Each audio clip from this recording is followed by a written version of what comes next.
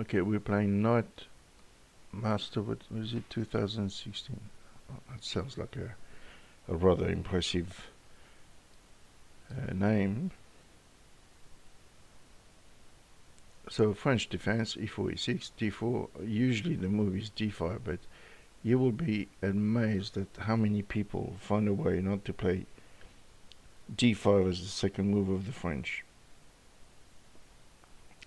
Now this is another mistake because he's putting the knight in front of the pawn, which is used to generate counterplay. So let's just play a half normal game here and see how pickled he ends up. Okay, he plays this. I don't know how that's going to help him. I like to just play there. Just a natural move. Is he going to have the audacity to castle on a queen side? He's going to get stormed by my pawns. Starting with b4, I think. I think it's f6 is like a waiting move, but we ain't gonna wait.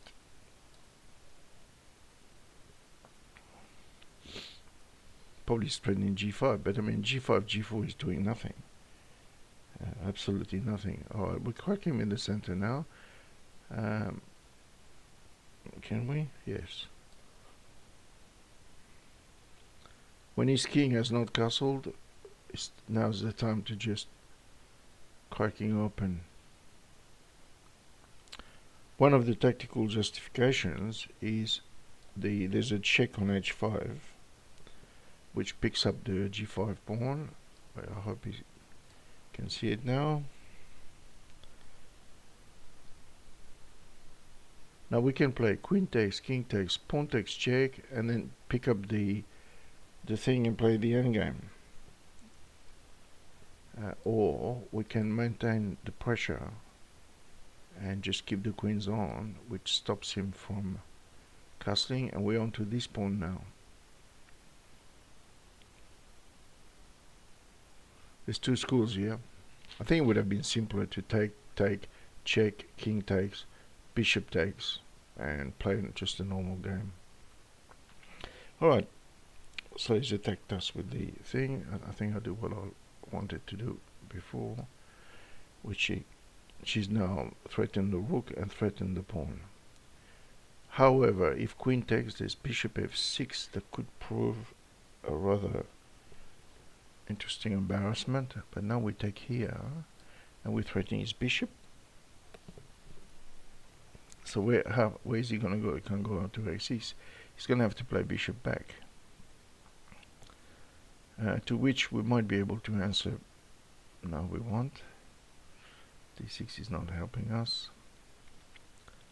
c4 drops a pawn, but he had to play bishop c8. How about we just open lines instead of getting the game closed? Alright, he takes with the queen. That's predictable. Let's just move ourselves here.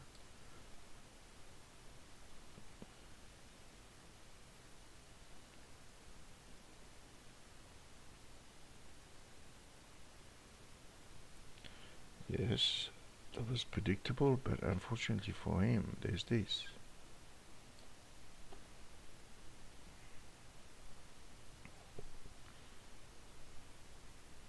He can play d5, pawn takes, and then move the queen on g4, but I thought I might have... No, I won't play queen g3. What am I going to play? Queen g3 might work. He's not threatening to take here.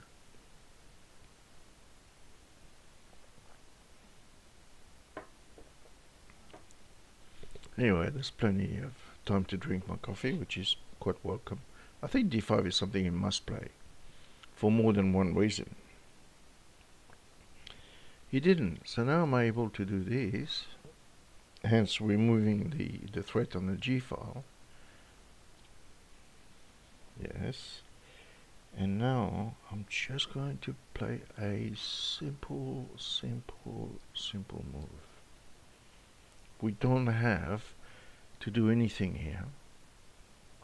because he's completely crippled. Yes, couldn't go back to e6, probably the best move. Now I'm going to take this file with a rook. That's going to take care of a lot of things.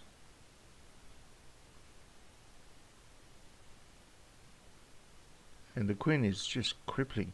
I was just stopping the bishop d6 threat, which could have been quite a threat.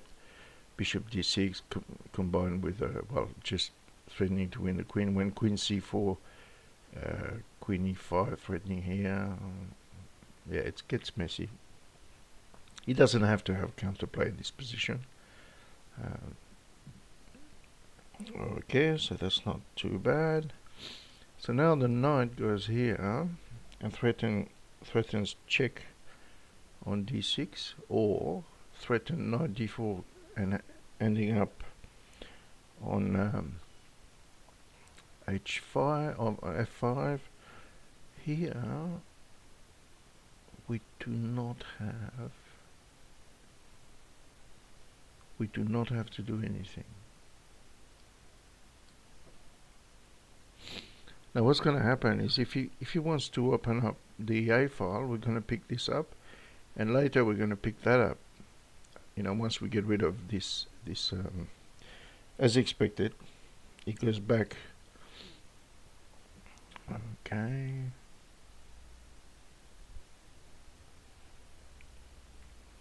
Okay, well, let's go.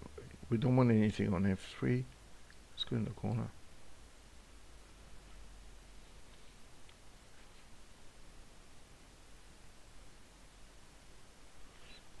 Yes, but this time we have this.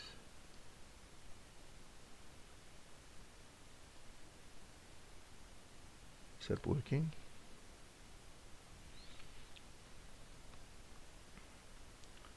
We're going to have knight. If he plays the rook here, we have knight check. It's getting a little bit complicated. Yeah, that's what I thought, but I don't think it works because we simply just do this. Check. Bearing in mind that the bishop is completely pinned, so it's like not even a pawn. Alright, so now we're going to grab that rook. Yeah, he resigns, probably a good idea.